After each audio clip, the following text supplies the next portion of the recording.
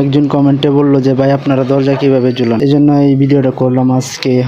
প্রথমত আমরা একটি দরজা নিয়ে প্রথমে চৌকাঠে দাঁড় করাই, তারপর দুই সাইডে দাগ দিয়া পরে চৌকাঠ মনে করেন যে দাগায় নিলাম। তারপরে ভালোভাবে খুব নিখুঁতভাবে দরজাটা মিলাই নিলাম। দরজাটা মিলানোর পরে তারপরে আমরা দেখাবো তাই কীভাবে আপনারা দরজা কীভাবে কবজা লাগাবেন। কবজা লাগানোর পরে